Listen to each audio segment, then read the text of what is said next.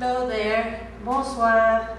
My name is Maya and I'm a Montreal Serai old-timer, which means I'm young enough to remember, je me souviens, but old enough to know better.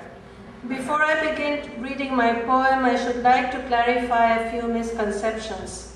Our masthead says that our name is derived from the Persian word for resting place or place of transience. This etymology is absolutely correct. Many of us came to Montreal to rest from turmoil, to learn, to test the waters, or the proverbial snow, and to consolidate our position before returning home to make a mark there. But Montreal has now become our physical dwelling, and Montreal Serai is where our spirit dwells. What is absolutely untrue is that Montreal Serai is a resting place. Just the opposite.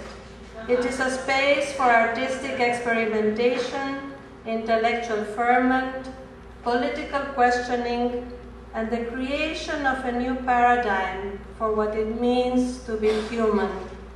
It is not an exclusive club, but rather an inclusive longhouse where we can meet on equal terms and discuss our joint future on this planet Earth. The Montreal part of our name has spilled into those corners of the world where there is a cyber link, and the Serai part no longer means transience, but endurance. We have endured 23 years, and with your help, we shall certainly overcome. Que sera Serai?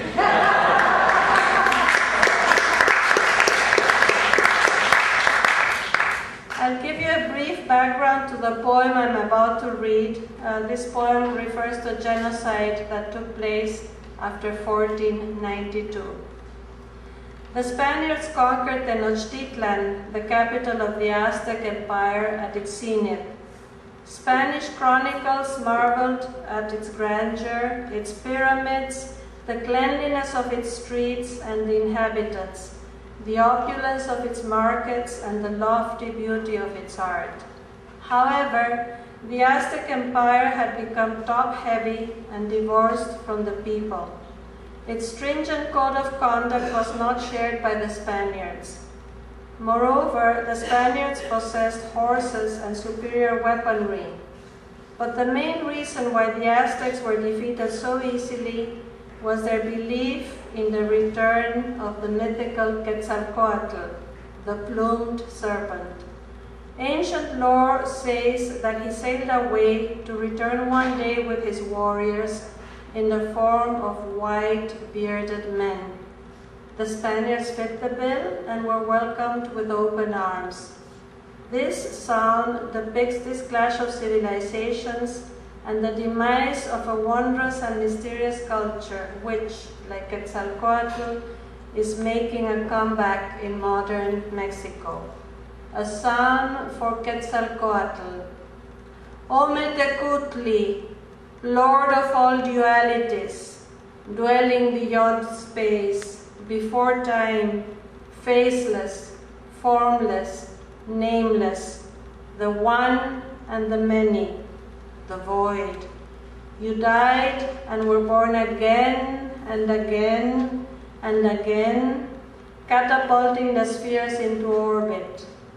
Your blood dripped from your celestial abode, deep into our soil, dyeing it green, red, silver, sienna, copper dawn, crimson dusk, midnight blue, starry bright. Your breath blew mist, clouds, rainbows, molten gold, pomegranate juice, liquid emerald, sapphire fire, caught in soaring wings, drowned in bottomless oceans, spread over grasslands, glazed over high peaks. Tezcatlipoca, smoking mirror, father-son. You baked clay figurines into faces and hearts, feeding them ripe corn and roasted chocolatl beans. fashioning stalwart warriors and women. And you sprouted peyote all over the land for our seers and our poets to peer into your soul. Xochiquetzatl, blossom of all blossoms, without your moist lips, the hummingbird would thirst for nectar, and lovers' lips would never meet. Without you, there would be no flowers and songs to mourn our dead and cheer our living, and silence the screams of women at birth. Your fragrance stops our air from turning stale, like the stifling depths of Mictlan, from where nobody returns, in which day and night are no more, and the warbler is silent. Quetzalcoatl, plumed serpent astride the evening star, you had promised to return. Instead, bearded strangers took on your shape, descended upon us from their floating houses, trampling on our children with their neighing, four-legged, metal-clad bodies, putrefying our skin with their fetid pox, torching our visions and our past, reducing our understanding to ashes, tearing apart our sacred cities, Tenochtitlan, Tlatelolco, Teotihuacan, and our steps to sun and moon, strewing death and desolation, and we let them because we thought you had come back. Where are you, Quetzalcoatl? Don your plumed garment and ride the evening star. Cradle in your fangs our floating gardens, our singing maidens, our dancing warriors, our bright birds, our jade, our obsidian, our chocolatl.